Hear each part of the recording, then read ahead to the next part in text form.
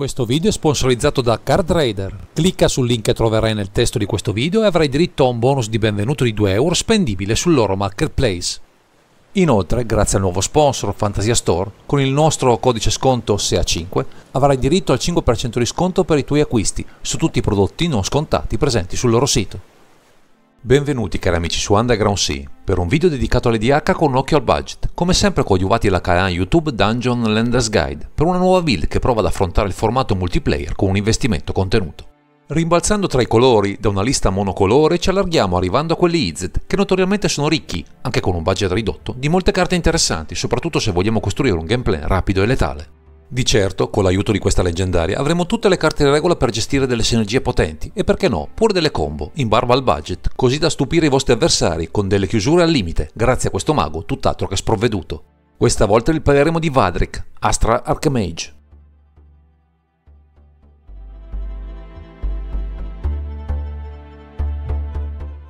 Ci troviamo al cospetto di una creatura che interagisce con la meccanica del giorno e della notte di Innistrad, anche se non abbiamo a che fare con un lupo mannaro, anzi siamo pronti a combatterli, valorizzando questo ciclo della natura, ma andiamo con ordine descrivendo le sue caratteristiche. Con 3 mana, uno generico, uno blu, uno rosso, abbiamo un mago umano con forza 1 e costituzione 2, che offre 3 abilità, con diversi scopi, non sempre collegati tra loro. Nella prima abilità abbiamo, se non è né giorno né notte, diventa giorno, mentre Vadric Astral Archmage entra nel campo di battaglia. Nella seconda c'è, le magie istantanee e stregoneria che lanci costano X in meno per essere lanciate, dove X è la forza di Vadric. Infine, nella terza troviamo, ogni qualvolta il giorno diventa notte o la notte diventa giorno, metti un segnalino +1/+1 su Vadric. Trovarsi nella zona di comando uno strumento per scontare il costo delle magie è sempre una buona cosa, soprattutto se con un budget ridotto non avremo accesso a carte particolarmente efficaci sotto questo punto di vista, migliorando le performance della nostra build. Se poi a questo aggiungiamo la capacità del nostro generale, con il ciclo del giorno e della notte, di incrementare ancora di più questo vantaggio, è chiaro che avremo buone possibilità di migliorare le nostre giocate durante le varie fasi della partita, arrivando persino a costruire delle chiusure molto potenti. Già, nonostante non abbiamo accesso a un budget sconfinato, con questo Vadric Astral Archmage avremo modo di far valere le nostre ragioni, anche verso avversari blasonati, che non si aspetteranno certo una delle nostre incredibili chiusure.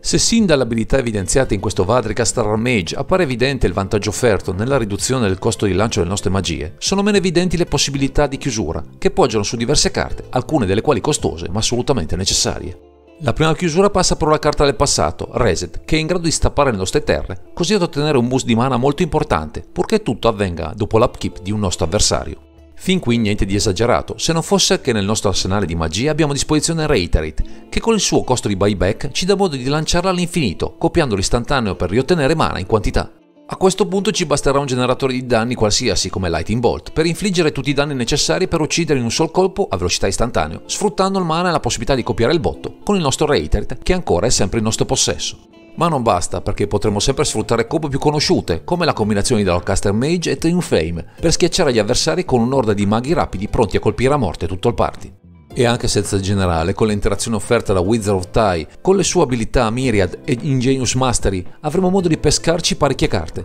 trovando altre enable di supporto per dare ancora più consistenza a tutta la nostra build.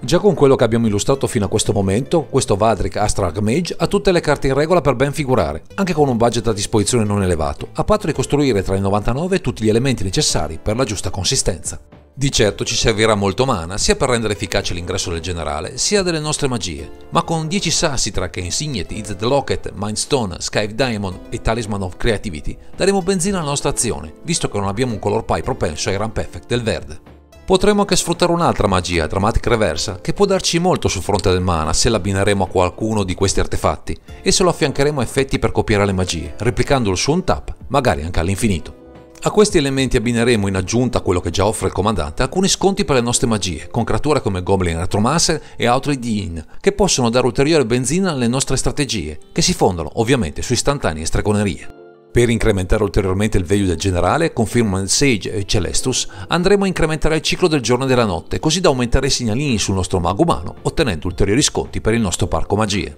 Per giocare in modo ancora più accorto ed efficace, con Hypersonic Dragon e le Lion Anticipation, potremmo attivare le nostre stregonerie a velocità instant, così da sfruttare al massimo i lati ciechi del party, o anche solo costruire vantaggi inaspettati nella end del giocatore che anticipa il nostro turno. Come avete intuito, i copy effect sono molto forti in questa lista e con Pyromancer Google, Expansion Explosion per le magie e Eths Shimmer per le creature ci potremo dotare di strumenti potenti che ben sinergizzano con diverse tech, dandoci modo anche di chiudere dal nulla. Con tutte le magie che lanceremo, con Enabled Electrostatic Field, Casing Flame Breather, Thermo Alchemist, Gatten Snipe e Lambert Reconer, con la sua trasformazione in Lambert Ravager, potremo colpire tutto il party, magari fino alla morte dei nostri avversari, se incastreremo con profitto qualcuno dei nostri loop con consistenza. Possiamo anche utilizzare con profitto tab particolari come Smothering Egg e Searing Touch, che trarranno beneficio dall'impianto complessivo, così da avere sempre qualcosa che ci avvantaggi dalla mole di magia a disposizione. Con alcune combo a disposizione ci faranno sicuramente comodo dei tutori, e con Chaos Warp, Fervent Mastery, Fireman Foresight, Invert Invent, Merchant Scroll e Solve Equation riusciremo, anche con un investimento economico contenuto, a dare maggiore affidabilità alle nostre chiusure.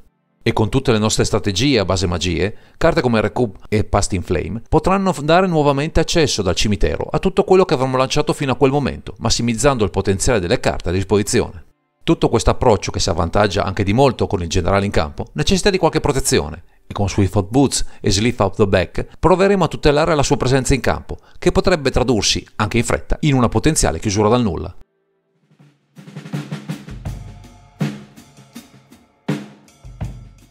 Capita l'importanza che Vadric Askaran Mage riveste nella zona di comando e i principi dietro questa lista, non resta che rinforzare l'archetipo fin qui illustrato, con un buon comparto di interazioni e vantaggi, perché tutto gira al meglio, anche con un budget contenuto. Per scavare nel grimorio in cerca di carte valide ci verranno i soccorsi consueti cantrip tra Brainstorm, Consider, Opt e Sylvan Division, così da avere buone chance di successo nella nostra affannosa ricerca di soluzioni al problema del momento. Con l'apporto di Frantic Search per una buona card selection e di Fact of Fiction, Midnight Clock, Pool of Tomorrow e Treasure Cruise per pescare nuove carte, ci assicureremo di non rimanere mai senza benzina, magari anche approfittando di qualcuno dei nostri copy effect preferiti. Avremo anche dalla nostra, nel caso volessimo esagerare, di Wizard Class, per non avere limiti a una mano rigonfia di carte, così da avere in tutta sicurezza tutti i pezzi necessari non solo per chiudere, ma anche per rispondere alle intemperanze dei nostri avversari. Con i colori a disposizione non possono poi mancare i counter, sotto forma di creatura, come Malevolent Hermit, che nella sua trasformazione in Benevolent Geist ci protegge nelle fasi cruciali della partita, quando dobbiamo chiudere, ma anche di magie. Tra Negate, Rewind e Unwind potremo rispondere a qualche carta pericolosa nel nemico di turno, prediligendo le soluzioni che possono offrirci un vantaggio, magari in mana, così da alimentare le possibilità di lanciare nuove carte, in risposta aprendoci una nostra chiusura dal nulla. Come ulteriori elementi di replica adotteremo Capsize, molto potente come bounce effect, anche retailabile se abbiamo abbondanza di mana, e Curse of Swine e Chain Reaction come rimozioni globali, nel caso fossimo invasi da creature che non potremo contrastare con quel poco che metteremo in campo dalla nostra parte del tavolo.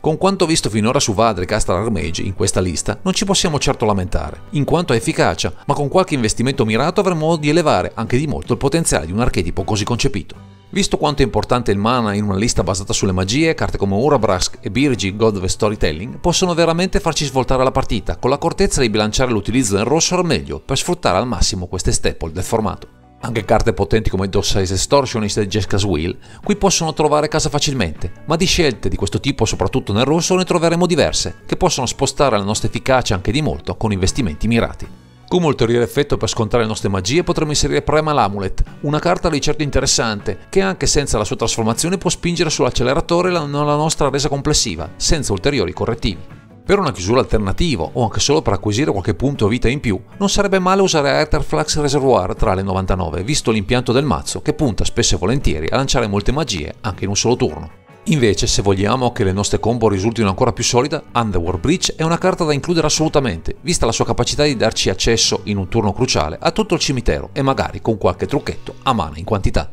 E se vogliamo che il mana non ci manchi, con Isochron Scepter, in combinazione con Dramatic Reversal già presente tra le 99, avremo un altro strumento per costruire dal nulla una chiusura, in combinazione con tutto quello che già da adesso può sfruttare questa abbondanza.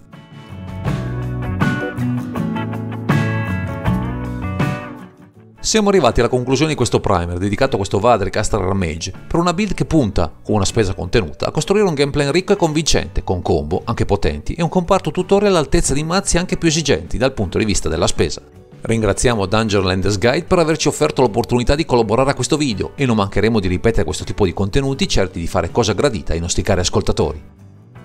Direi che questo è tutto per questo video, grazie per averci seguito e non dimenticate di commentare, condividere e sottoscrivere il canale per ritrovarci sempre qui su Underground Sea.